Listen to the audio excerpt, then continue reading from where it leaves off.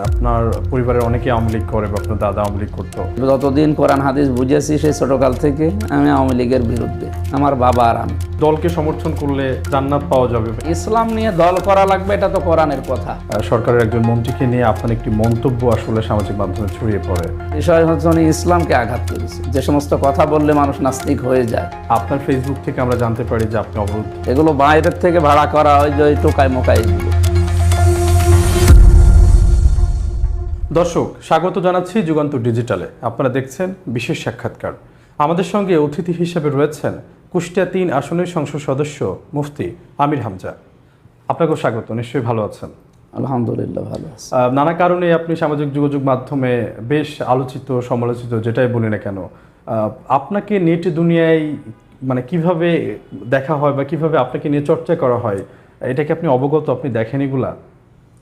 খুব বেশি না, হালকা। আমি তো চালাই খুব কম। আমার লেখাপড়া নিয়ে, সংসদ নিয়ে আর জনগণ নিয়ে এখন ব্যস্ত।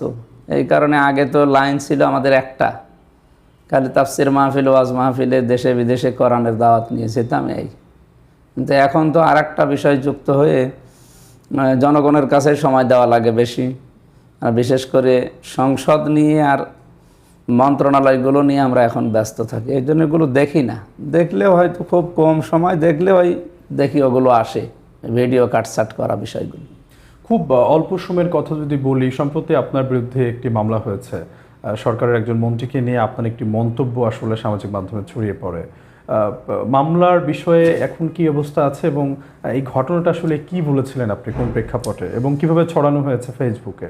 বাংলাদেশের উনি জ্বালানি মন্ত্রী, বিদ্যুৎ এবং জ্বালানি মন্ত্রী, মাননীয় মন্ত্রী, ওনার নাম হচ্ছে ইকবাল মাহমুদ টুকু, ইকবাল হাসান মাহমুদ টুকু, সিরাজগঞ্জে বাড়ি। উনি ওনার এক রাজনৈতিক বক্তব্যে কোনো একটা সংবর্ধনা অনুষ্ঠানে মনে হয় ইসলামকে নিয়ে একটা কটূক্তি করেছিল, যে মুক্তিযুদ্ধ এই দেশে ইসলাম কায়েম করার জন্য হয়নি। তা আমি ওইটার পরিপ্রেক্ষিতে একটা আলোচনায় বলেছিলাম যে কেন হয়েছে, এই ধর্মের কারণে মানুষকে বিভাজন করে এই 55 বছর তো কোনো লাভ হয়নি। অমককে অমক ট্যাগ দিয়ে রাজাকার বলেন, আলবদর বলেন, জঙ্গি বলেন, এরপরে এই গুপ্ত বলেন, বিভিন্ন রকমের ট্যাগ দিয়ে কোনো লাভ হয়েছে জাতির? উনি এতটুকু বললেও কিছু বলতাম না, কারণ ওনার সাথে আমার ব্যক্তিগত পরিচয়ও নেই, এর আগে কোনোদিন আমার দেখাও নেই। ওনার দেখাই হইল সংসদে আসার পর। কিন্তু বিষয় হচ্ছে উনি ইসলামকে আঘাত করেছে। এই কারণে আমি বলেছিলাম ওইটা, যে ইসলাম বিদ্বেষী বা নাস্তিক, যে সমস্ত কথা বললে মানুষ নাস্তিক হয়ে যায়। যদিও উনি নাস্তিক কিনা ওই বিষয়ে আমি অত গভীরে যাইনি, কিন্তু উনি কথা যা বলেছে ইসলামকে যেহেতু আঘাত দিয়েছে, এই কারণে আমরা ইসলামের বিরুদ্ধে এসে আমার বাবা গেলেও তাকে আমি সম্মান দেব না, কারণ আমার কাছে আগে আল্লাহ, রসুল, ইসলাম, এরপরে অন্য কেউ। তো উনি মন্ত্রী নাকি এমপি নাকি সাধারণ জনগণ, ওইটা আমার দেখার বিষয়ও ছিল না। আমি বলেছিলাম ইমানের দাবিতে। শেষ পর্যন্ত মামলা হয়, মানহানি মামলা। ওনার এক ভক্ত নাকি দেয় সিরাজগঞ্জে। পরবর্তীতে হাইকোর্ট থেকে আমি যে জামিন নিয়ে আসলাম, হাইকোর্ট জামিন দিয়েছে এই কথা বলে যে আপনি মামলা দেওয়ার কে, আপনি কি, আপনাকে কিছু বলেছে? কারণ এটা আইনে নেই, আইনের এটা ভুল প্রয়োগ হয়েছিল। যারাই মামলা নিয়েছিল বা মামলার এই যে অ্যারেস্ট ওয়ারেন্ট জারি করা, যেটা, আর সংসদ সদস্যদেরকে অ্যারেস্ট করতে হলে যে সমস্ত নিয়ম নীতিগুলো আছে সেগুলো তো অনেক দূরে। স্পিকারের অনুমতি নেওয়া লাগবে, রাষ্ট্রের একটা ওই মন্ত্রণালয়ের অনুমতি নেওয়া লাগবে, অনেক কিছু বিষয় আছে। তা আমি আগের থেকে যেহেতু নিয়ে আসলাম, আসার পরে এখন ওই মামলা আনলিমিটেড সময় দিয়েছে, যতদিন না হয় ততদিন আমার জামিন আছে। এরপরও আমরা হয়তো যে কোনো একদিন যেয়ে সময় মতো যখন ছুটি থাকে সব কিছু, যে একদিন সিরাজগঞ্জ থেকে মানে ওই যে কী বলে স্থায়ী জামিন, যেটা ওটা নিয়ে চলে আসবো ইনশাল্লাহ। আমরা বিগত সময়ে দেখেছি যে সরকারের এমপি মন্ত্রীদের নিয়ে মন্তব্য করার কারণে অনেকে জেলে যেতে হয়েছে। এই সরকারের একজন মন্ত্রীকে নিয়ে আপনি যে মন্তব্যটি করেছেন এবং তারপরে সরকারের যে আচরণ, মন্ত্রীর যে আচরণ, এটা আপনি আসলে কিভাবে নিয়েছেন? এটা আপনার কাছে কেমন লেগেছে? বৈধভাবে কেউ যদি সমালোচনা করে, আমি তো আমার নিজের জন্য করিনি, করেছিলাম ইসলামের জন্য। বৈধভাবে সমালোচনা তো করতে দেওয়াই লাগবে। সে যারাই দায়িত্বে আছে সমালোচনায় যদি তাদের না থাকে, তারা তো আবার ফ্যাসিস্ট হয়ে উঠবে। এই জন্য তাদের ভালোর জন্যেও, তাদের কন্ট্রোল করার জন্যেও এগুলো আসলে করা দরকার যারা বিরোধীতে আছে। বিরোধী দল মানে কি? বিরোধী দল তো বিরোধিতা করার জন্যে। এরা কি আপনার পক্ষে কথা বলবে? এরা তো বিরোধিতা করে আপনাকে সঠিক পথে রাখার জন্যেই সবসময় চেষ্টা চালাচ্ছে। আমরা 77 জন আছি বিরোধী দলে, আমরাও চেষ্টা চালাই ওনারা যেন আগের মতো হয়ে না ওঠে। আমরা চাই নিরপরাধ কোনো মানুষ যেন বিপদে না পড়ে। হ্যাঁ, অন্য কাউকে নিয়ে এমন কোনো কথা, এমন ট্রল না করা উচিত যে কাজের সাথে সে জড়িত না। যেহেতু উনি সরাসরি জড়িত ছিলেন, তার ভিডিও আছে, এই কারণে আমি ইসলামের দিকে তাকে এই কথা বলেছিলাম। পরবর্তীতে সংসদের ভেতর ওনাকে বললাম যে বিষয়টা এমন হয়েছে, আপনি, উনি বলছে ঠিক আছে, ঠিক হয়ে যাবে, ওই ভক্তরা এগুলো করে, অসুবিধা নেই। তারপরেও তো মামলা অ্যারেস্ট ওয়ারেন্ট বের হওয়ার পরে, সমন জারি হওয়ার পরে আমরা তো এখন অলরেডি ঠিক আছি হাইকোর্ট থেকে। আপনি সম্ভবত 2021 সালে গ্রেপ্তার হয়েছিলেন। ওই সময় তৎকালীন আওয়ামী লীগ সরকারের পক্ষ থেকে দাবি তোলা হয়েছিল যে আপনি 20 সালের শেষের দিকে আপনি ওই সময় খুবই জনপ্রিয় হয়ে উঠছিলেন। বিশেষ করে ইসলামিক জলসাগুলোতে আপনাকে ঘিরে ব্যাপক উদ্দীপনা, উৎসাহ দেখেছি আমরা। ওই সময়ে আপনার গ্রেপ্তারের আগে এবং পরের জীবনটা, আমি যতটুকু জানি আপনি জেলখানা থেকেই জামাতে যোগদান করেন। গল্পটা একটু শুনতে চাই, আসলে কেমন ছিল? ওখানে ওই যে সংসদে ওই সময় একটা ছেলে কাঁচি নিয়ে সিরাজগঞ্জ থেকে, সেটাও সিরাজগঞ্জ থেকে, আমার এই সিরাজগঞ্জের রাসুলি গেছে মনে হয়, যা কিছু হয় দেখছি সিরাজগঞ্জের কেন্দ্রিক। এরা ওখান থেকে একটা ছেলে এসে সংসদের সামনে ঘুরছিল। পুলিশ তাকে ধরে বলে যে এখানে কি, ওনাকে বলেছে সংসদ ভেঙে ফেলবো। যে হাতে কাঁচি কেন? যে কাঁচি দিয়ে সংসদ ভাঙবো। তার মানে ওর মেন্টাল সমস্যা ছিল মাথা। আমার সাথে যেহেতু পরবর্তীতে পুলিশ জিজ্ঞাসা করার পরে যে এগুলো করো কেন, বলে আমরা ওয়াজ শুনে উদ্বুদ্ধ হয়েছি। আমির হামজার, হারুন ইজহারের, আলী হাসান ওসামার, মামুনুল হকের, বিভিন্ন রকমের নাম বলে, তাদেরকেই ধরে নিয়ে আসে। তার ভেতরে আমিও ছিলাম, ওর সাথে আমি জেলেও ছিলাম 3 বছর। জিজ্ঞাসা করলাম যে আমাকে জীবনে দেখেছো, চেনো? বলছে না, আমাকে বলতে বলেছে, আমরা এইভাবে বলিস। মানে সাজানো ছিল পুরো বিষয়টাই। সে ছেলেটা মনে হয় এখন বের হয়েছে কিনা জানি না। তা আমরা তো 3 বছর ভেতরে থেকে আসলাম। এর পরবর্তীতে এখন জেলে থাকাকালীন আমির জামাতের সাথে ছিলাম আমি, ডক্টর শফিকুর রহমানের সাথে, অধ্যাপক মিয়া গোলাম পরোয়ার জামাতের সেক্রেটারি জেনারেল, ওনার সাথে ছিলাম। সিরাজগঞ্জের এখন এমপি যিনি মাওলানা রফিকুল ইসলাম খান, সহকারী সেক্রেটারি জামাত ইসলামী বাংলাদেশের, ওনার সাথে ছিলাম অনেক দিন। মাওলানা মামুনুল হকের সাথে ছিলাম। এমনকি জনাব তারেক রহমান, আমাদের মাননীয় প্রধানমন্ত্রীর বন্ধু কিয়াসউদ্দিন মামুন ভাই, এরপরে মিয়া নুরুদ্দিন অপু ভাই, এইরকম মানুষগুলো সব আমাদের সাথে, আমরা এক জায়গায় ছিলাম। 3 বছর এক জায়গায় থাকাকালীন পারিবারিক একটা সম্পর্কও তাদের সাথে আমাদের আছে। তো জামাত ইসলামী বাংলাদেশ আমি আগেও সাপোর্ট করতাম, অ্যাক্টিভ ছিলাম না। তো জেলে এসে ওনাদের এই আচরণগুলো দেখে, আর অধিকাংশ মানুষই তো সব জামাতের ভেতরে, তাদের সাথে চলাফেরা করা, কথাবার্তারা বলা, আকৃষ্ট হয়ে পড়াশোনা করার মাধ্যমে বাইরে এসে আমি জামাতের রোকন হই 24 সালে। 24 সালে তো বের হলাম, এসে 25 সালে রোকন হলাম। আর এই যে নির্বাচনে আমারে দাঁড় করিয়ে দিল জামাত ইসলামী থেকে। ওই আসনে যিনি ছিলেন অধ্যাপক ফরাদ হোসাইন স্যার অসুস্থ, মুরব্বী হয়ে গেছে, উনি নড়তে পারে না একা একা ওইভাবে। এই কারণে ওনারে হঠাৎ করে সিদ্ধান্ত নিয়ে মাইনাস করে আমার নামটা ঘোষণা দিল। এই যে ওই ইসলামী জলসা থেকে বা তাফসির মাহফিল থেকে একবারে রাজনীতির ময়দানে আসে। মূলত আমিরে জামাত আর অধ্যাপক মিয়া গোলাম পরোয়ার, এনাদের কারণেই জামাত ইসলামীতে যোগ দেওয়া। ওনাদের কাছ থেকে দেখেছি তো, ওনাদের আচরণ, ওনাদের অ্যাক্টিভিটিস, কাজকর্ম, এখলাস, আমি সব একেবারে কাছ থেকে দেখা। আরও অনেক আলেম ছিল আমার সাথে, প্রায় 75 জন আলেম ছিল হেফাজত ইসলামের। আমরা সব এক ব্লকে থাকতাম। সেটা এখন এই যে অবস্থায় আছে, এই সংসদ চলছে, মনে হয় 7 তারিখ থেকে সংসদ শুরু হবে। 4, 5, 6 আমাদের একটা ট্রেনিং আছে এমপিদের। আমরা ছিলাম নেম ভবনে, হঠাৎ করে এই সংসদ ছুটি হওয়ার কারণেই আমরা সবাই বাড়িতে ছিলাম, আবার এসেছি। এই যে আপনি বলছিলেন যে আগে থেকেই আপনি সমর্থন করতেন, কোন একটা বক্তব্য আপনার, আমি জানি না বক্তব্যটা আজকে তো ক্লিয়ার করতেন, এরকম একটি বক্তব্য ভাইরাল আছে ফেসবুকে, আপনার পরিবারের অনেকে আওয়ামী লীগ করে বা আপনার দাদা আওয়ামী লীগ করতো, এই বক্তব্যটাকে বিভিন্নভাবে ফ্রেমিং করা হয়। এইটা আসলে অ্যাকচুয়াল ব্যাখ্যাটা কি যদি আপনি দিতেন তাহলে এটা হয়তো বেশ স্পষ্ট হতো। না, সত্য কথা আমি তো তুলে ধরেছি সারা জীবনে। আমার দাদারা, আমার দাদার বাবারা প্রথম দিকে তারা জাতীয় পার্টি ছিল। দাদার বাবারা, আমি এতটুকু শুনেছি, আমি তো আর এটা দেখিনি, আমার তো জন্মই 92 সালে।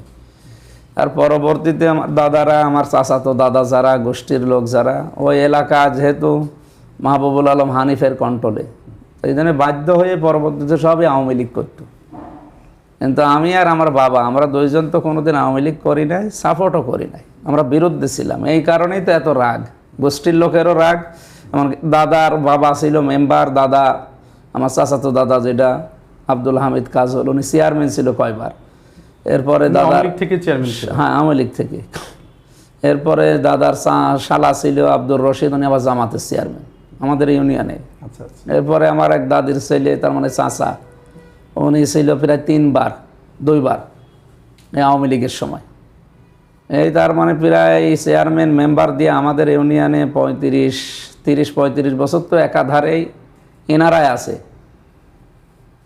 তো সেই হিসাবে আমি বিরুদ্ধে ছিলাম সারা জীবনই। সেই যতদিন কোরআন হাদিস বুঝেছি সেই ছোটোকাল থেকে আমি আওয়ামী লীগের বিরুদ্ধে, আমার বাবা আর আমি। যদিও বাবা অ্যাক্টিভভাবে কোনো দল করতো না, এখন উনি জামাতের ইউনিটের মানে ওয়ার্ডের আমির বা সভাপতি। যে আপনি যুক্ত হওয়ার পরে, হ্যাঁ উনি এসেছে আমার পরে। আমার চাচারাও, আমার গোষ্ঠীর লোকও এখন প্রায় অন্তত 100 ভাগের 90 ভাগে ইসলামী লাইনে চলে এসেছে। আরও আমি এমপি হওয়ার পরে আরও ঝুঁকেছে বেশি। এমপি হওয়ার আগে আপনি কুষ্টিয়া যেহেতু থাকছেন, আপনি নিশ্চয় জানেন যে কুষ্টিয়ায় একজন আওয়ামী লীগের প্রভাবশালী নেতা আছে, হয়তো মাহবুবুল আলম হানিফ। উনি উনার আওয়ামী লীগ সরকার পতনের পর ওনার বাড়িঘরে হামলা হয় এবং বিভিন্ন রকমের, সারা বাংলাদেশে এটা হয়। আপনি তো রাজনীতিতে এসেছেন, আপনি কি এটা শঙ্কা করেন যে যদি কখনো রাজনৈতিক পালাবদল হয়, সেখানে আপনার মানে যেটা হয় বাংলাদেশের কালচার, সেখানে আপনার উপর হামলা হতে পারে, আপনার পরিবারের উপর হামলা হতে পারে, এইটা কি কখনো মনে হয় এই যে রাজনীতিতে নাম লেখা? মনে হওয়া কি, আমি এমন কোনো কাজ করব না যেন মানুষ ওই রকম মানে নিম্নে নেমে যায়। আমরা তো চেষ্টা করব মানবতার জন্য, ইসলামের জন্য কাজ করার। এরপরে কপালে যেগুলো আছে সেগুলো তো ঘটবে। তো ওনার সাথেও যা হয়েছে ওইটাও মানুষের আচরণ না, আমরা অত নিচে নামতে চাই না কারো দ্বারা। জামাত ইসলামী বাংলাদেশে শুধু কুষ্টিয়া না, সারা বাংলাদেশে কারো পক্ষে বিপক্ষে অন্তত মিথ্যা মামলা দেয়নি, এই রেকর্ড আছে। কিন্তু অন্যান্য দল দিয়েছে রাজনৈতিকভাবে। না, আমরা বিগত রাজনৈতিক অভিজ্ঞতা থেকে যেটা বিভিন্ন মানুষের কাছ থেকে জানতে পারি যে ক্ষমতার পালাবদল হলেই কিন্তু একটা ইফেক্ট তৈরি হয় এবং হামলা, মামলা, লুটপাট এরকম ঘটনা ঘটে। যদিও ফেব্রুয়ারি নির্বাচনের পরে এই সরকারের অধীনে ওই ধরনের, নির্বাচিত হওয়ার পর ওই ধরনের কোনো কিছু আমরা দেখিনি। যেহেতু আওয়ামী লীগ একটি বড় দল, রাজনৈতিক দল, সেক্ষেত্রে যদি কখনো ক্ষমতার পালাবদল হয় সেই ক্ষেত্রে আসলে আপনাদের উপরে এই ধরনের না, দলগত হিসাবে আওয়ামী লীগকে তো আর এখন দল কেউ বলে না, ওরা তো সন্ত্রাসী, ফ্যাসিস্ট। ওরা যা করেছে ওগুলো মানুষের কাজ না। তারপরও বলবো, যা ওনাদের বাড়িঘর, ব্যবসা প্রতিষ্ঠান যেগুলো ভাঙচুর করা, আগুন লাগানো, এইগুলো ইসলাম সমর্থন করে না। কিন্তু আমরা এমন কোনো কাজ ইনশাল্লাহ করব না যে কাজের দ্বারা মানুষ এরকম ক্ষিপ্ত হয়ে থাকবে। আমরা চাইবো মানবতার জন্যেই অন্তত আমাদের জীবন ইসলামের জন্য উৎসর্গ করা। এরপরও যদি মানুষ কিছু করে, এগুলো তাদের বিবেকের বিষয়।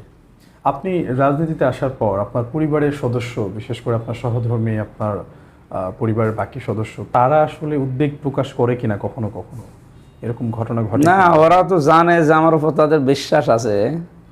তারপরেও তো ওই যে হানিফ সাহেব, এরপরে আওয়ামী লীগের বিভিন্ন নেতা কর্মী যারা, তাদের অবস্থান দেখে মাঝে মাঝে বলে যে এমন কোনো কাজ করা যাবে না যেগুলো করলে আবার ওদের মতো পরিণতি হয়। ওদের বিশ্বাস যেহেতু আছে যে আমি এরকম কোনো কাজ করব না। আর জামাত ইসলামী বাংলাদেশে তো মারিং কাটিংয়ের কোনো নিয়ম নেই, এমনকি জুলুম করার কোনো নিয়ম নেই, কারো উপরে অবিচার করার নিয়ম নেই। আমরা 5 বছরে তো গ্যারান্টি দিয়ে এসেছি যে আমাদের একটা টাকা বাড়বে না, আমাদের হলফনামায় যা দেওয়া আছে অতটুকুই থাকবে, আরও কমে যাবে। তো এইরকম যদি জীবন চালানো যায়, আশা করছি শত্রু তৈরি হবে না। আর যদি এরপরও কেউ শত্রুতা করো, ওগুলো মানুষ না। এই যে আমি যদি বলি উদাহরণ হিসেবে, কুষ্টিয়া সরকারি কলেজে আপনি একটা প্রোগ্রামে যান এবং সেখানে আপনার ফেসবুক থেকে আমরা জানতে পারি যে আপনি অবরুদ্ধ। পরবর্তীতে কলেজ কর্তৃপক্ষ সেটাকে আবার অস্বীকার করে যে এরকম কোনো ঘটনা ঘটে। ঠিক আছে, আমরা ফেসবুকে দেখেছিলাম ভিডিও নানা ধরনের স্লোগান। এই ঘটনাটা আসলে কি ঘটেছিল, কোনো ক্ষোভ ছিল এখানে রাজনৈতিক প্রতিপক্ষ যারা, বিশেষ করে বড় দল বলে যারা, ওনাদের ভেতরে তো গ্রুপিং কুষ্টিয়ায় অনেকগুলো, বিশেষ করে নাম ধরে বলে বিএনপি সরকার গঠন করেছে যারা, ওনাদের 4-5টা গ্রুপ ওনাদের। আগে যিনি এমপি ছিল তার একটা, এরপরে আরও যিনি আমার সাথে পরাজয় হয়েছে তার একটা, এরপরে আরও বড় বড় নেতা আছে কুষ্টিয়ায়। তো এই গ্রুপিংয়ের ভেতরে একটা গ্রুপ যেটা ওই যে মানে পরাজয় বরণ করেছে, ইঞ্জিনিয়ার জাকির হোসেন সরকার, এই ভাইয়ের ইন্ধনে এগুলো হয়েছে শুনলাম পরবর্তীতে। আমি সঠিক না, কিন্তু শোনা কথা যে ওনার ইন্ধনে এগুলো হয়েছে। এই কয়েকটা 8-10টা ছেলে হয়তো ছাত্র, এবং বাকি যে 5-7টা এগুলো ছেলেও না, এগুলো বাইরের থেকে ভাড়া করা, ওই যে টোকাই মোকাই এগুলো। প্রিন্সিপালই এগুলো আমার পরে বলছিল।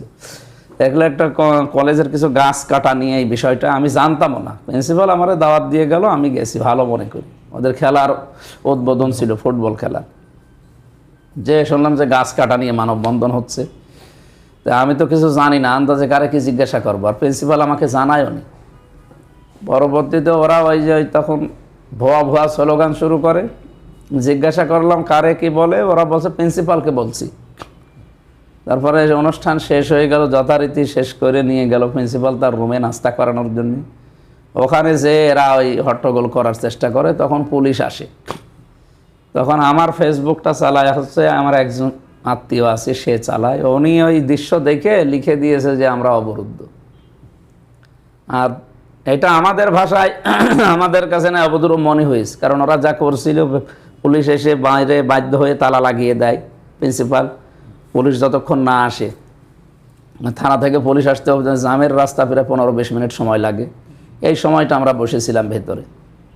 বাকি প্রিন্সিপালের কাছে সাংবাদিকরা যাওয়ার পরে বলছে না, এটা তো অবরুদ্ধর ভেতরে পড়ে না। তো ওনার কাছে অবরুদ্ধ মনে হয়নি, কিন্তু আমাদের কাছে তো অতটুকু অবরুদ্ধ মনে হয়েছে। এই কারণে হয়তো লিখে পরবর্তীতে ওটা মনে হয় কমপ্লিট করে ফেলে, শেষ হয়ে যায়, ওটা নিয়ে আর হয়নি। তো ওই কাজগুলো যারা করে ওদেরকে আমি পরে ডাক দিলাম না, ওরা দেখা করতে চায়, ওই 4 জন যারা স্লোগান দিচ্ছিল ছাত্র দলের নাম করে। বলছে আমরা সাধারণ ছাত্র। তাই আপনারা সাধারণ ছাত্র তো ভুয়া বললেন কেন? বলছে আমরা প্রিন্সিপালকে বলেছি, উনি এই গাছ কাটার বিচার না করে খেলার আয়োজন করলো, এই কারণে। এরপরে আমি ওনাদেরকে বলেছিলাম গাছ যেইগুলো কেটেছে তদন্ত কমিটি আছে, রিপোর্ট দিক কমিটি, এরপরে দরকার হয় ডবল করে গাছকে লাগানো হবে। তো পরবর্তীতে ওরা মাফ চায়, বলছে আমাদেরকে মাফ করে দেন, আমরা আপনাদের সন্তানের মতো, সন্তান ভুল করলে তো মাফ করাই লাগে, এইরকম কথা বলে আমি ওখান থেকে চলে আসি। প্রশাসন নিয়ে আমাদের দিয়ে যায় বাইরে। এরপরে ফেসবুকে তো আমি দেখি, অতকম দেখি না, শুনি যে মানুষ আরও ওনাদেরকে খারাপ বলেছে বেশি, যারা ইন্ধন দিয়েছে পেছনে, এগুলো তো সব প্রকাশ হয়ে যাচ্ছে। 100 জনের 90 জন তাদের খারাপ বলে। কুষ্টিয়া তো আমাদের, আমরা যতটুকু জানি যে মাদকের মানে স্বর্গরাজ্য বলা হয় কুষ্টিয়াকে। আপনি মাদকের বিরুদ্ধে এর আগে একাধিকবার অ্যাকশনে গিয়েছেন, আমরা দেখেছি ভিডিওতে, তোপের মুখেও পড়েছেন। আপনি কি এই ধরনের কর্মকাণ্ড পরিচালনা করতে গিয়ে ঝুঁকির মুখে পড়ছেন কিনা? বা কুষ্টিয়া সহ বাংলাদেশের প্রত্যেকটা জেলায় মাদক নিয়ন্ত্রণ অধিদপ্তর আছে, তাদের যে কাজ। আমার আসনের ভেতরে কুষ্টিয়া সদর আসনে 138টা ওয়ার্ড, 13টা ইউনিয়ন আর 21টা ওয়ার্ড পৌরসভার। তো এক একটা ইউনিয়নে তো প্রায় 9টা করে ওয়ার্ড থাকে। সব মিলিয়ে আমরা হিসাব করি যে 138টা ওয়ার্ডের মাদক নিয়ন্ত্রণ অধিদপ্তরের যে কাজ কারবার, ওরা একটা ওয়ার্ডের মাদক নিয়ন্ত্রণে করার কাজও করে না। এজন্য বাধ্য হয়ে যায় 100 দিনের ভেতরে আমরা কিছু কাজ করব মাদকের ব্যাপারে, এরপরেও সরকারি অফিস আদালতের ব্যাপারে। আমি শুরু করেছিলাম আমার পাড়া নিয়ে, 2 নম্বর ওয়ার্ডে আমি থাকি কুষ্টিয়ার পৌরসভায়। ওই পাড়াটায় শুনি যে ওগুলো বেশি, আমি তো আর সরাসরি দেখি না। তো যারা এগুলো করে তাদের আমার লোকজন নিয়ে, জামাত ইসলামী বাংলাদেশে যারা আছে তাদেরকে নিয়ে তালিকা করেছিলাম যে কারা কারা খুচরা এবং পাইকারি এগুলো নিয়ে আসে, আর কোন কোন জায়গায় এগুলোর স্পট করলাম। প্রায় 27 জনের তালিকা করলাম খুচরা যারা, আর যারা বিক্রি করে এরকম বড় বড় পোড়া শহরের ভেতরে 37 জন। এগুলো তালিকা দিলাম প্রশাসনকে। যেই দিন দিয়েছি ওই দিন রাতেই তো ওই যে যাদের নাম দিয়েছি ওরা এসে আমার বলছে যাদের কাছে আমাদের তালিকা দিয়েছেন ওরাই তো আমাদের কাছে টাকা খায়। মানে প্রশাসন এসের সাথে জড়িত আছে। এরপরে তালিকাগুলো আমি অলরেডি ডিসিকে দিয়েছি, নতুন যিনি ডিসি গেছে তার কাছে 5-6 দিন আগে আমি দিয়েছি, উনি বলছে ঠিক আছে আমি অ্যাকশন নিচ্ছি। এই পর্যন্তই। এখন তো আর কিছু অ্যাকশন নেবে, ওই বললাম ওর সাথে জড়িত আছে প্রশাসন, সেই সাপ তুলতে গেলে কেসে তুলতে গেলে সাপ বের হয়ে যায়, এরকম হচ্ছে। এই জন্য একা একা পারা যাচ্ছে না, একটা সামাজিক আন্দোলন গড়ে তোলা ছাড়া এটা সম্ভব না। বিশেষ করে সারা বাংলাদেশের অবস্থায় আমার কুষ্টিয়া আরও বেশি, কারণ বর্ডার এলাকা তো। মেহেরপুর, চুয়াডাঙ্গা, কুষ্টিয়া, ঝিনাইদহ এগুলো তো সবই বর্ডারের সাইডে, এই 4টা জেলা দিয়ে এগুলো বেশি আসে। বিশেষ করে আমার কুষ্টিয়া দৌলতপুর তো প্রায় 46 কিলোমিটার বর্ডার, মেহেরপুরের অনেকগুলো জায়গা বর্ডার, চুয়াডাঙ্গার অনেক জায়গা বর্ডার, ঝিনাইদহর ওই যে মহেশপুর এলাকাটা পুরাটাই বর্ডার, এসব জায়গা দিয়ে এগুলো আসে। এই যে আপনি এই কাজগুলো করতে যাচ্ছেন, বাধার মুখে পড়ছেন, বা এই যে আপনি প্রকাশ্যে বলছেন যে হচ্ছে না বা কারা কারা জড়িত, আপনি এর আগে একদিন একটা বক্তব্যতে বলেছিলেন যে কুষ্টিয়া মেডিকেল কলেজে ঘটনাকে কেন্দ্র করে কোনো একটি পক্ষ আপনাকে এরকম একটা অফার করে বা প্রস্তাব। না, এটা তো চালু হওয়ার কথা 2011 সালের 9 অক্টোবর থেকে আরম্ভ, আর এখন চলছে 26 সাল।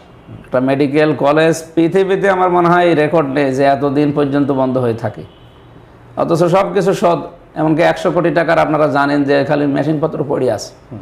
23টা বিভাগ চালু করার সব সরঞ্জামাদি আছে। হ্যাঁ, ডাক্তার আর নার্স কিছু কম আছে, এগুলো সরকার দিয়ে দেবে। চালু হয় না কেন? চালু করার জন্যে আগের যে ডিসি সাহেব ছিল ওনাকে নিয়ে, এসপি ছিল, এসপিকে নিয়ে আমরা পিডি এবং ডিডি এবং প্রিন্সিপাল যারা কলেজের তাদের সাথে নিয়ে উদ্যোগ নিয়েছিলাম। দল হয়তো তারা আলাদা করে, কিন্তু এ বিষয়ে সবাই একমত। এবং স্বাস্থ্যের যিনি বাংলাদেশে এখন 2 নম্বরে আছে, ওনার বাড়ি কুষ্টিয়া, ডাক্তার জাহিদ রায়হান সাহেব, অনেকজন ভদ্রলোক মানুষ, ওনাকে সাথে নিয়েও মিটিং করলাম যেটা চালু করতে কি কি করা দরকার। তো ওই যে বাধা বলতে, ওখানে একটা রিপোর্ট করলে হয়তো 2000 টাকা লাগবে সরকারি জায়গা মেডিকেলে, আর ওইটা যদি আপনি কোনো মেহেরপুরে করেন, চুয়াডাঙ্গায় করেন, কুষ্টিয়ায় বা ঝিনাইদহ বা রাজবাড়ী, যেহেতু 4-5টা জেলার মানুষ ওখানে আসে, ওই সমস্ত ক্লিনিকে যদি কেউ প্রাইভেটে করে তো ওইটাই নেবে হয়তো 20 থেকে 22,000 টাকা। আর রাজশাহী করলে তো আরও বেশি, হয়তো 30,000 পড়ে যাবে। যেখানে 2-3 হাজারে হয়ে যায় সেখানে লাগছে 30,000। তো যারা এই সমস্ত ব্যবসাগুলো করে খায় তারা জীবনেও চাইবে তারা ডাইরেক্ট হোক ইনডাইরেক্ট হোক বিভিন্ন কায়দা এটা যেন বন্ধ থাকে। এতদিন যারা দায়িত্বে ছিল তাদের দিয়ে বন্ধ করে রেখেছিল। আমাকেও তারা বিভিন্ন হাও খাও দিয়ে অফার দিয়েছিল, যেগুলো থাক, এত তাড়াতাড়ি কী দরকার? না, খুব তাড়াতাড়ি এটা করা লাগবে, কারণ আমার জনগণের কষ্ট হচ্ছে। আর আমার নির্বাচনের আগে যে ওয়াদাগুলো ছিল তার ভেতরে এটা ছিল যে আমি নির্বাচিত হতে পারলে এইটা চালু করব আগে। অলরেডি 7টা বিভাগ মনে হয় চালু হয়ে গেছে এই কয়েকদিনে। আরও শুধু নার্স আর ডাক্তারের কারণে বাকিগুলো চালু করতে পারছি না। আমি স্বাস্থ্যমন্ত্রীকে মনে হয় 10 বার বলেছি, তো উনি অপারক বলছে যে এমপি সাহেব এখন জুনের এই জুন জুলাই যে বাজেট এর আগে আমরা পারবো না। তো দেখি আর তো সময়ও নেই, মেয়ে তো চলে যাচ্ছে, জুনে যদি বাজেট ওনারা দিতে পারে, আর ডাক্তারগুলো আর নার্সগুলো আর ওই যে কিছু নিম্ন কর্মচারী যারা আছে, ক্লিনার, সুইপার এগুলো আছে, এইগুলো যদি দিতে পারে আশা করছি 23টা বিভাগে চালু হবে ইনশাল্লাহ। আপনি তো এখানকার সংসদ সদস্য, বলা যায় যে এই আসনের প্রধান অভিভাবক। আপনি আরও 4 বছরের বেশি সময় থাকবেন এই পদে বা এই অবস্থানে। কুষ্টিয়ায় কি কি করতে চান? আপনার পরিকল্পনা যদি বলতেন যে আপনার আসলে আগামীতে পরিকল্পনাটা আমার তো ম্যানিফেস্টো সব দেওয়া আছে। নির্বাচনী প্রচারণায় আমার প্রায় 16টা বিষয় দেওয়া ছিল, তার ভেতরে মেডিকেল কলেজ চালু করা, এরপরে কুষ্টিয়ার যে রেল লাইনটা আছে এটা আমাদের গলার কাটা, এর জন্যে সারাক্ষণ যানজট লেগে থাকে। আমরা চাচ্ছিলাম যে হয় ফ্লাইওভার বানিয়ে দেওয়া, অথবা এটা আগের যে পুরাতন লাইন ছিল আপনার মাটিতে মেহেরপুরে, আপনি হয়তো জানেন কিনা জানি না, আগের লাইন ছিল কিন্তু ওই যে মেডিকেলের ওই লাইন দিয়ে, পরবর্তীতে ওইটা ওই যে মোহিনী মিল করার কারণে এমনি তুলে দেয়। তাই আমরা সেই পুরাতন সেই লাইনে যদি আবার এই লাইনটা প্রতিস্থাপন করা যায় তাহলে 3-4 জেলার মানুষ আসতে পারবে। 3-4 জেলার মানুষ এখানে এসে মেডিকেলের জন্যই তো বেশি আসবে। আর বিআরবি কেবল তৈরি হচ্ছে যে মেডিকেল, এটার জন্যও যদি আসে তো ওই মেডিকেলের পেছনে যে একটা বিশাল স্টেশন বানিয়ে এদিকে জগতী, কোর্ট স্টেশন, বড় স্টেশন আর চড়াইকোল, এই 4টা স্টেশন পুরা তুলে দিলে সরকারের সমস্ত জায়গায় অন্য কোনো সরকারি কাজ করবে, আর আমাদের সরকারের কুষ্টিয়ার যানজটও কমে যাবে, মাঝখান থেকে মানুষের যাতায়াতও সহজ হবে। তো এখন ওইটা তো সময়ের ব্যাপার আর অনেক বাজেটের ব্যাপার, দেখা যাক কি হয়, সামনে হবে ইনশাল্লাহ। এটা আমরা উদ্যোগ নেব। অলরেডি সড়ক পরিবহন এবং রেলমন্ত্রী যিনি আছে ওনার বাড়িও আমাদের এলাকায়, যে বাগেরহাটে বাড়ি, শেখ রবিউল আলম ভাই, আমাদের মাননীয় মন্ত্রী সড়ক এবং রেলপথ মন্ত্রী, কথা হয়েছে ওনার সাথে, উনি আশ্বাস দিয়েছে যে হ্যাঁ ঠিক আছে, যানজট মুক্ত করার জন্য পিএমেরও নির্দেশ আছে। এমনকি আমার কুষ্টিয়ার বটতল থেকে বিশ্ববিদ্যালয় পর্যন্ত, মানে ইসলামী বিশ্ববিদ্যালয় পর্যন্ত আমার এরিয়া, আর এদিকে বটতল থেকে পাটিকা বাড়ি আমার ইউনিয়ন যেটা, এর শেষ সীমানা পর্যন্ত, এরপর আবার চুয়াডাঙ্গা জেলা শুরু। তো সেই হিসাবে এখানে 22 কিলোমিটার, এদিকে 22 কিলোমিটার, 44 কিলোমিটার রাস্তা খুবই খারাপ। এই রাস্তাটা আমরা অলরেডি সংস্কারের জন্য হাত দিয়েছি, বাকিটা দেখা যাক কত দূর যাওয়া যায়।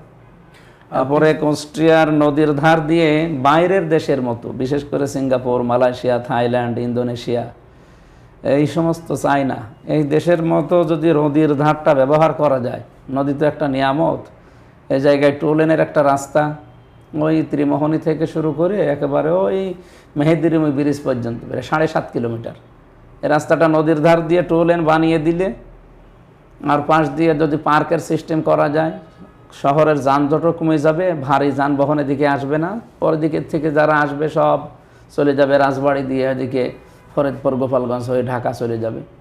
তখন আমাদের কুষ্টিয়া শহরের যানজটটা বাঁধবে না। আর এদিকে ত্রিমোহনী থেকে তো এদিকে মেহেরপুরে গেল, এরপরে ওদিকে চুয়াডাঙ্গা, এরপরে ঝিনাইদহ সহ এদিকে যত জেলা আছে সব বাইপাস দিয়ে চলে যাবে, মানে শহরে আর ভারী কোনো জিনিস ঢোকা লাগবে না, তখন যানজটটা এমনি কমে যাবে। এরপরে কিছু ইকোনমিক জোন ঘোষণার মাধ্যমে কর্মসংস্থান বানাতে চায়। অলরেডি আমাদের মোহিনী মিলটা 300 বিঘার উপরে জায়গা পড়ে আছে, 100 বছরের মিল। হরিপুরের একটা জায়গায় আছে প্রায় 1000 বিঘার উপরে, 1000 একরের উপরে একটা জায়গা আছে সরকারি খাস। এরপরে এই যে আমাদের চিনির মিলটা 700-750 বিঘা জমি। এই জায়গাগুলোকে এমনকি প্রধানমন্ত্রীও এটাই চায় যে কারো এরিয়ায় কোনো জায়গা যেন পড়ে না থাকে। বেকার সমস্যা দূর করার জন্য এই জায়গাগুলো দেশি বিদেশি সংস্থাদের নিয়ে কাজে লাগান। আমি অলরেডি চায়নাকে, তুরস্ককে, জাপানকে সবগুলোতে আমার কথা বলা আছে। ওনারা যে ভিজিট করে, পর্যটন মন্ত্রীর সাথে কথা বলেছি, ভূমি মন্ত্রীর সাথে, এরপরে পানি সম্পদ মন্ত্রীর সাথে, এরপরে বাণিজ্য মন্ত্রীর সাথে, এগুলো সব আমাদের কথা বলা আছে। অনুমতিও অলরেডি হালকা নেওয়া আছে, এখন অফিসিয়ালভাবে নেওয়া লাগবে। এই জায়গাগুলোতে আমি চিন্তা করেছি যদি পূর্ণাঙ্গ করা যায়, কাজ করি, হয় ইপিজেড করবে, নাই গার্মেন্টস করবে, অথবা সোলার সিস্টেম বানিয়ে বিদেশে পাঠাবে, ওগুলো লোক নেবে আমাদের কাছে। তো সেই হিসেবে 10-20 হাজার মানুষের কর্মসংস্থান তৈরি করা সম্ভব আমার এরিয়ার ভেতরে। আর আমি এইটাই লেগে আছি এখন, সামনে দেখি সংসদ অধিবেশন শুরু হোক, আমি এর পেছনেই থাকবো ইনশাআল্লাহ। আপনি একজন ইসলামী স্কলার, আপনি বিভিন্ন জায়গায় আপনি আপনার অবজারভেশন তুলে ধরেন। এরকম হয় না যে একটি কথা খুব প্রচলিত আছে, এটা এই যে মানে একটি দলকে সমর্থন করলে, মানে এটা খুবই অপ্রাসঙ্গিক একটি কথা, তবুও আপনি যে ক্লিয়ার করতেন যে জান্নাত পাওয়া যাবে, এরকম একটা কথা কিন্তু রেওয়াজ আছে বাংলাদেশে। আপনিও হয়তো বা কোথাও কোথাও এই শব্দটা কোনো একটা ভাবে বলেছেন, এটা আবার ভাইরাল হয়েছে। এটার কি আসলে কোনো ব্যাখ্যা আছে যে আসলেই কোনো দলকে সমর্থন করলে সেই দল যদি ধর্মকেন্দ্রিক হয় বা ইসলামপন্থী হয়, সেক্ষেত্রে আসলে এরকম কোনো ব্যাখ্যা না? এটা জান্নাতের টিকিট বিক্রি করার একটা কথা তুলেছিল নির্বাচনের আগে, এটা একটা ফ্রেমিং, বাট আসলে এটার পেছনে কোনো কিছু আছে কিনা? এটা মনে হয় রাজনৈতিক উদ্দেশ্য প্রণোদিতভাবে আমাদের নামে ছড়িয়েছে। জামাত ইসলামী বলেন, আরও ইসলামী দল যেগুলো আছে, হ্যাঁ ইসলাম নিয়ে দল করা লাগবে, এটা তো কোরআনের কথা। অলতাকুম মিনকুম উম্মাতুন ইয়াদউনা ইলাল খায়রি, অবশ্যই তোমাদের ভেতরে একটা দল থাকা লাগবে। দল যদি করাই লাগে তো আপনি ইসলামী দল করবেন। এরপর কুল্লু সাতাফতারিকু উম্মাতি আলা সাবঈনা ওয়া সালাসা আছে, যে নবীজি বলেন আমার উম্মতের ভেতরে 73টা দল হবে, 72 দল যাবে জাহান্নামে, একটা দল মাত্র জান্নাতে যাবে। তো দলের কথা যদি কোরআন হাদিসে নাই থাকতো, যে নবীজি বললেন কেন আর কোরআনে আছে কেন? অলতাকুম মিনকুম উম্মাতুন, উম্মাতুন মানে দল। সুতরাং আপনাকে দল করা লাগবে। এখন যেই দল আল্লাহ রসুলের আদেশ মানে তাদের বিধান জারি করতে চায়, সেই দল করা লাগবে। আমরা আমার উদাহরণে হয়তো আমি ওইভাবে বলি নাই, বলেছিলাম নামাজের একটা ফজিলত বলতে গিয়ে, যে আমরা সারা জীবন ওয়াজ করলেও নামাজের দেশে কায়েম হবে না। নামাজ যদি কায়েম করতে হয়, সংসদে 151 জন নামাজ কায়েমের পক্ষে হ্যাঁ বলা লাগবে। যে আপনারা যদি এবার 300 এমপির ভেতরে 151 জনকে অন্তত নামাজ যারা কায়েম করতে চায় রাষ্ট্রীয়ভাবে এরকম মানুষকে ভোট দিয়ে সংসদে পাঠান। আপনি ভোট দেবেন একটা, আর নামাজ যদি কায়েম হয়ে যায় 18 কোটি মানুষ নামাজ পড়বে, আপনি 18 কোটি মানুষের নামাজের সওয়াব পাবেন। তো এই কথা তো কোরআনের সূরা নিসার 85 নম্বর আয়াতের ব্যাখ্যা, মাইয়াশফা শাফাআতান হাসানাতা ইয়াকুল্লাহু নাসিবুম মিনহা, এইভাবে আমি তুলে ধরেছিলাম। ওটা কাটসাট করে হয়তো আমাদের বিরুদ্ধে লাগিয়েছে। আর এই যে ফেসবুকে যে কথাগুলো আমি বলেছি কি বলি না, সেটা রংচং দিয়ে এরা মানুষের ভেতরে ছড়িয়ে একটা মব তৈরি করে অথবা একটা ক্ষতি করে ফেললো। এটা কোরআনের সূরায় যে আমি আজকে আয়াত পড়ছিলাম, সূরা মায়েদার 32 নম্বর আয়াত। বানি ইসরায়েলের যতগুলো নবী ছিল প্রত্যেক নবীকে আল্লাহ এটা লিখে দিয়েছিলেন, কাতাবনা আলা বানি ইসরাঈলা আন্নাহু মান কাতালা নাফসাম বিগাইরি নাফসিন আও ফাসাদিন ফিল আরদি ফাকান্নামা কাতালান নাসা জামিআ। যে কথা আমি লিখে দিয়েছি বনি ইসরায়েলদের ওপরে, যে তোমাদের ভেতরে কেউ যদি নরহত্যা অথবা মানে ধ্বংসাত্মক কোনো কাজ করছে এই রকম ব্যাপার বাদ দিয়ে একজন মানুষকে কেউ হত্যা করে, সে যেন তামাম পৃথিবীর সব মানুষকে হত্যা করার গুনাহ করে। আমার আহইয়াহা ফাকান্নামা আহইয়ান নাসা জামিয়া। কেউ যদি কাউকে বেঁচে থাকার একটা অবলম্বন তৈরি করে দেয় বা বেঁচে থাকার রাস্তা বলে দেয়, সে যেন তামাম দুনিয়ার সব মানুষকে বেঁচে থাকার রাস্তা বলে দিল। এরপরেও আছে ওয়ালাকাদ জাআতুহুম রুসুলুনা বিল বায়্যিনাত সুম্মা ইন্না কাসীরাম মিনহুম বা'দা যালিকা ফিল আরদি লামুসরিফুন। এরপরও দেখা যায় মানুষ অবাধ্যতা করে, আল্লাহ বলেন এগুলো মানুষ করবে। তো আমরা এখান থেকে বলতে চাই, যারা এই কথাগুলো কাটসাট করে মানুষের ভেতরে একটা মিথ্যা তথ্য ছড়িয়ে দিয়ে একটা মানুষকে কালার করে দিয়ে তার ক্ষতি করে দিলেন, আপনার এই কথায় উদ্বুদ্ধ হয়ে যদি কেউ কারো ক্ষতি করে বা কারো সম্পদ নষ্ট করে, তার জীবন হানি করে, তাহলে আপনি সব গোনা কিন্তু আপনার হবে। এই জন্যে যারা ফেসবুক চালায় বা সামাজিক যোগাযোগ মাধ্যমে আছে বা সাংবাদিক যারা আছে, এদের খুব সতর্কতার সহিত কাজ করা দরকার। এরকম কিছু যেন আমরা কেউ না ছড়াই। আল্লাহ আমাদের তৌফিক দিন। সবশেষ একটা কথা বলবেন, আপনি নিজেকে রাজনীতিতে কোথায় দেখতে চান ভবিষ্যতে, এবং আপনার কুষ্টিয়ার মানুষ এবং আপনার সমালোচক, আপনার যারা অনুসারী আছে তাদেরকে কি বলতে চান? আমি সমালোচনা যারা করে তাদেরকে বলবো, দেখে শুনি সত্যটার সমালোচনা করেন, অবশ্যই সমালোচনা করবেন, নয়তো তো আমি ঠিক রাস্তায় থাকতে পারবো না। আমার যদি কোনো জায়গায় ভুল হয় ধরিয়ে দেবে, আর যদি ভালো কোনো কাজ দেখেন তাহলে উৎসাহ দেবেন। আমি পেছনে লেগে থেকে টান দিয়ে জীবনেও নামাতে পারবেন না। আমার যে উদ্দেশ্য, এখলাস নিয়ে আমি চলছি, অবশ্যই আমার মঞ্জিলে আমি পৌঁছাবো। আমার 5 বছর যেহেতু দায়িত্বে আছে, জনগণের জন্য, ইসলামের জন্য আমরা কাজ করব। আমরা আমাদের পূর্বপুরুষ যারা মাওলানা মতিউর রহমান নিজামী, মাওলানা দিলওয়ার হোসেন সাইদি, আরিয়া হাসান মোহাম্মদ মুজাহিদ রহমতুল্লাহ আলাইহি, ওনাদের মতো রাজনৈতিক ক্যারিয়ার জীবন আমরা গঠন করতে চাই। সর্বোপরি রাসূলুল্লাহর আদর্শ নিয়ে চলবো ইনশাআল্লাহ। ধন্যবাদ জানাচ্ছি।